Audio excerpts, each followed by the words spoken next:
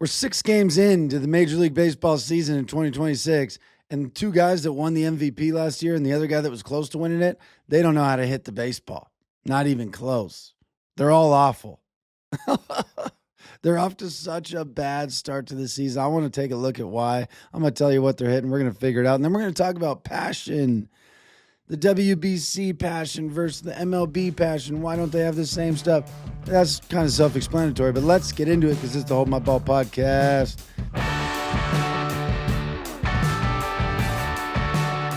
All right, let's get into it. First off, real quick, as always, like, subscribe, do all the things that don't cost you any money because that allows me to have sponsors that pay for this stuff instead of you guys.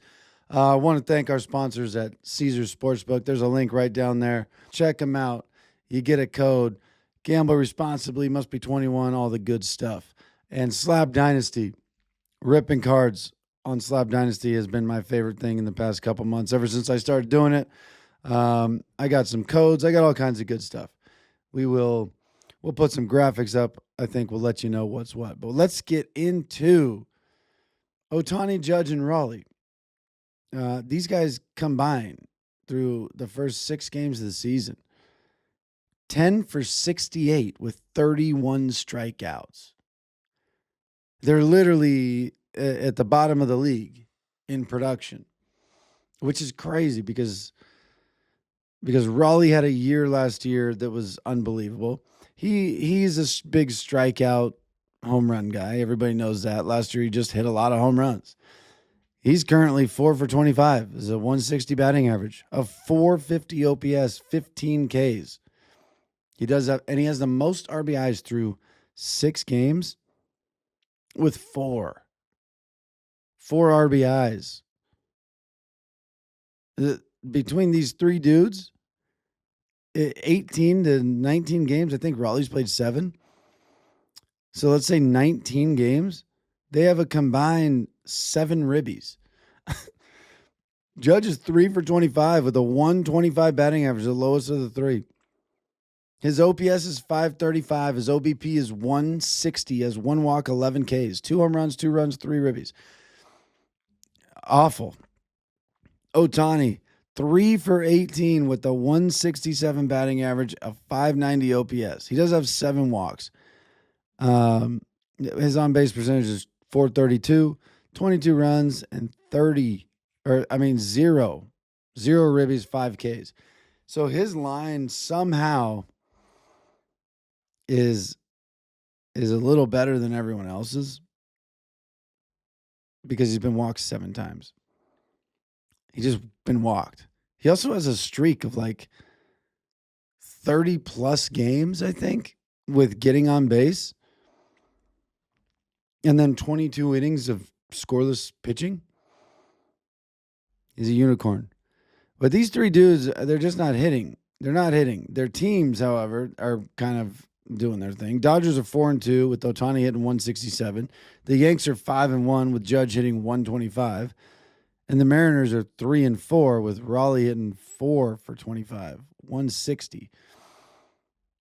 So do the Dodgers need Ohtani to be a winning baseball team? Of course they do. But can they win without him? Yes, but their goal is not to pick up some wins along the way this season. Their goal is to win the World Series. They're going to need Ohtani for that. The Yankees are 5-1. Same exact story. Can they win a bunch of games without Judge performing? Of course they can. Do they need him in order to win in the World Series? Yes, of course they do. And the Mariners are 3-4, struggling. Huge bummer. Such a small sample size, 7 games, but when you come off the kind of run you had last year, your fans want you to come back and go 5-1, 6-1, and say, "Hey, this is the year.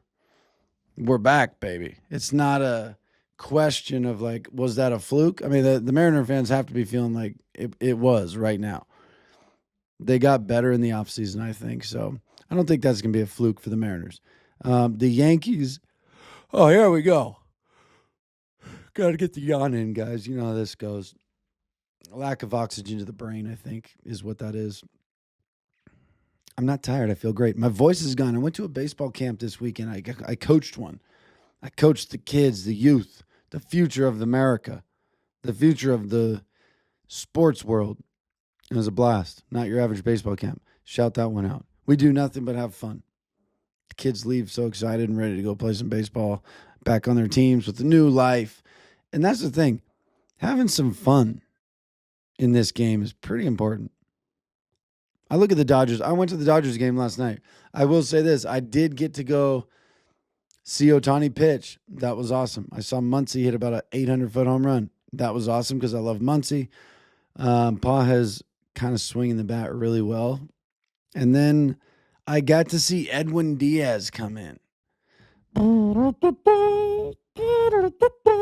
it was friggin' as electric as you would imagine being there in person. That was awesome. Really fun game. But you know what I didn't see? Here's the thing.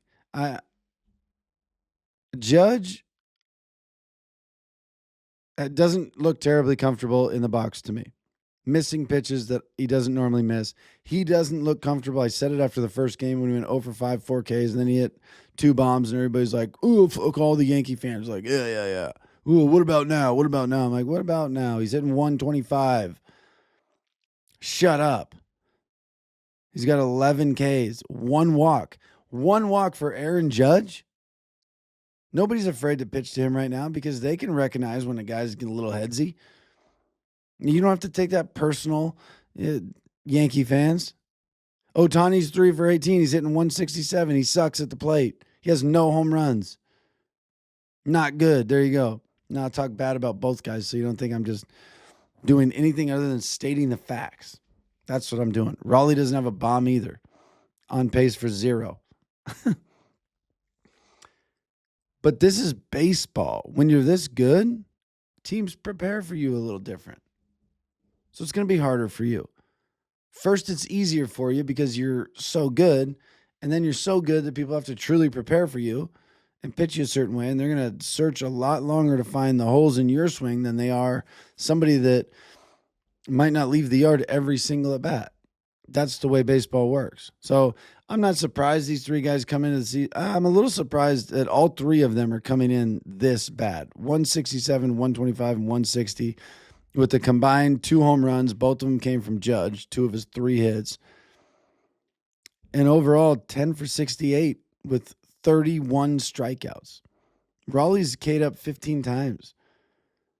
He's had 28 at bats. That's over half.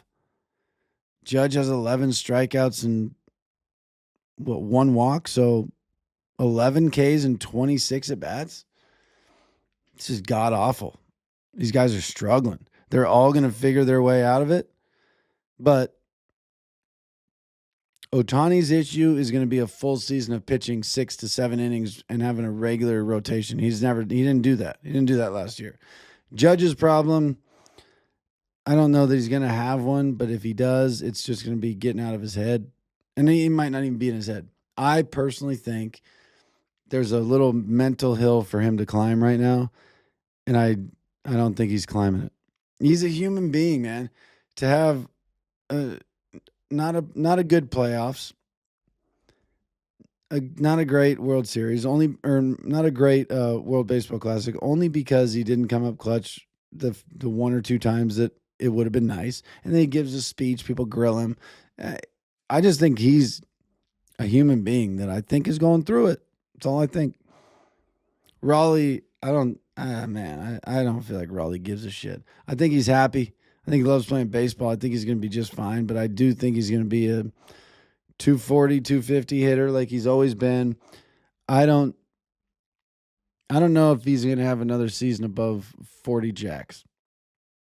Sometimes when you're in the zone, you're in the zone. I just think he was in the zone all last year, and I don't see him replicating that. I do see him having a ton of strikeouts, though. I feel like it's got to weigh on his mind, too. 15 Ks and 28 at-bats. You're going up there thinking, I can't strike out. I can't strike out right here. So, do the Dodgers and Yankees need Ohtani and Judge to win? No. Do they need him to win a World Series? Yes. Do the Mariners need Cal Raleigh to win? Yes. Do they need him to win a World Series? Yes. That's the difference in those 3 teams. I saw somebody ranting about the West. I keep calling it West. The WBC passion and energy from all these guys. And somebody was asking Machado, Merrill hit a 2-run bomb in the ninth. Gave him a shot, a chance. I think they put him down by 1. And the dugout was like, all right, cool, yeah, yay. Machado was like down in the dugout. He wasn't out in the grass. Oh, get in here, baby, let's go. He wasn't fired up. I mean, I'm sure he was fired up, but nothing near what it was in the World Baseball Classic. And people are asking, complaining. These guys need something to play for. They've been playing baseball since they probably could walk. They're playing 162 games. There's the excitement of opening day, and then for these guys, that's it. You got to have something to play for. Like, you have to have something to play for. I went to the Dodger game. I saw one guy ground out and actually run down the line, like ran down the line, sprinted, and it was Freeland. One guy. Everybody else on that team with that grounded out just went, because it's game 5 of the season. They have 154 left or whatever, 156. Like, you can't bring that energy. And if you do, there's got to be a reason. Mookie Betts went in the 6-hole and made a play. It was amazing. He didn't plant his feet and throw. He kind of went with, I think, the jump throw. 1 hop, 2 hop, whatever it was. Got the out, a beautiful, unbelievable play, and then he just like yelling at the other team. He was pissed. And there was like a bunch of passion coming from Mookie, and it was like, whoa, what is this? So when you're playing as long as these guys play and you go the way they go, at some point, you have to pace yourself. And the pacing starts when you look at who you are. These guys are all paid, every single one of them. Machado paid, Betts paid. You're not going to get that energy out of them for game 8 of the season. You're not going to get it for game 90. It's not going to happen. You're going to get it in the playoffs, and that is the only time you will get it in the big leagues. What do the Dodgers need to be concerned about that they're not hitting right now? They're 4-2. They have 156 games to go. They've just said, yeah, we're hitting the road. That'll be nice. Tomorrow's an off day. That'll be nice to hit the road and just relax because we played 6 games. That tells you where everybody is in a 162 game season. So it's a grind, and we look at it and go, how could it? You don't just choose to bring energy and not bring energy. The environment that you're in creates the energy for you quite often. So think about this. You who are listening or watching, if you get 2 hours of sleep and your thing today is you're going to go down to the local park where nobody is and play catch with your buddy, you're going to be tired. It's probably going to be a little bit of a lazy catch. Yeah, here we go. But if you get 2 hours of sleep and somebody's like, hey, we're going to go down to Petco and we're going to play catch on the field. The place is going to be packed. We get the 7th inning stretch tonight is me and you get to go down there and play catch on the field in front of 40,000 people. And you're running off 2 hours of sleep. You're going to be real energetic during that game of catch. But if you're out at the park, you're not. So the setting, the environment, what's happening around you obviously dictates a big piece of the energy. Some guys show up and they got it 24/7. Mason Miller's intro was pretty sick. Came into, I don't even remember who, I think Korn. And it was awesome. Reminded me of Trevor time. But, they were like, hey, when you hear that, does it pump you up and you're like, oh, yeah, this is it? Or do you just not hear it and you're in the zone regardless? He said, hey, you know where I played last year? He's referring to the minor league stadium they played in Oakland. He said, I don't need the music. It's nice. Sure, it's cool, but don't matter to me. That's a guy that's fired up, ready to go. He's a closer. Go in and do your job. It's a short sprint. No wonder a closer can come in and go, yeah, baby, here we go. I'm ready. you're coming in a situation to close this game out and save it. There's motivation there. Let me go get 3 outs. I'm that guy. So I don't think the WBC and the MLB energy questions are fair. And I think that the people that are asking them and the complaining about them, I just don't know that they've ever played enough sports to know. And I said it with Junior Caminero. I thought it was hilarious. I said it during the World Baseball Classic. I'm like, look at this freaking energy that he's exuding for free. And then he's going to go make his millions and play like he doesn't really want to be there. And not that he doesn't. It's what it's going to look like. People are complaining about it. Not him necessarily, but these guys. Setting is everything. The vibes, what's happening around you, it all matters. These guys will get there when they get there. When you're worth this much money, you have to find something that matters to you. Even in your sport, even in your job, got to find something. Whatever motivates you. So, seeing Chris Sale, that's motivating. All right, let's go get him. Seeing a Skubal, seeing a Skeens, seeing Ohtani, Yamamoto, all these guys. But once you get past them, Gavin Williams, he diced up the Dodgers. Did a great job. Everything was working for him. He was fired up. He's in L.A. I was there. It's electric. They are the Giants. And him coming out, the Giants of the league, I should say. They're like the Giant. This is the Dodgers. You're pitching in L.A. Go get them. You're fired up.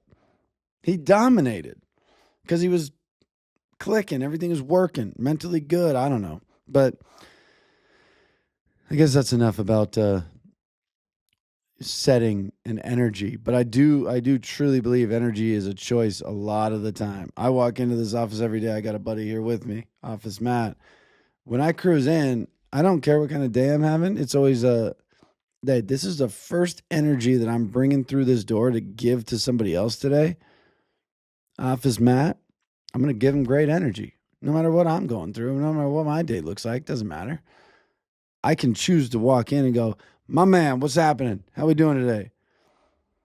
Good, how are you? I'm good, man. Does he want to hear me say, oh, actually, no.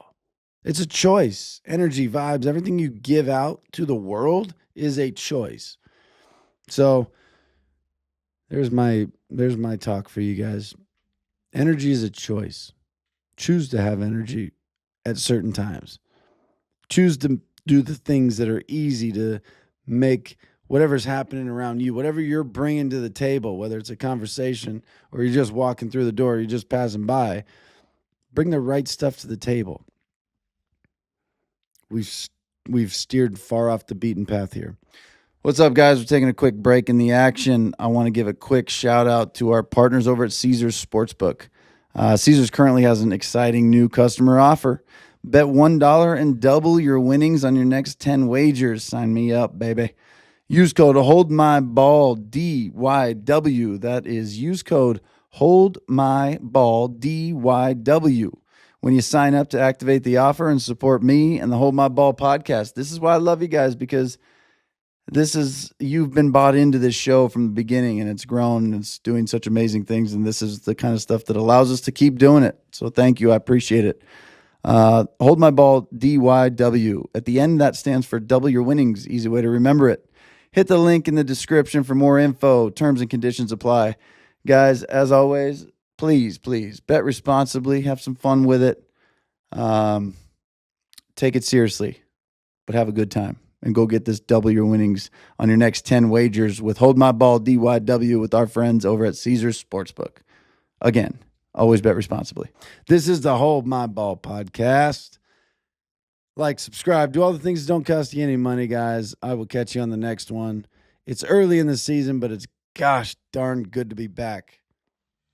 I figured out the live streaming stuff, so we're going to get back in action pretty soon. I love you guys so much. Thank you for listening. This is Hold My Ball podcast. I'm your host, Jake Savicki. I'll see you on the next episode.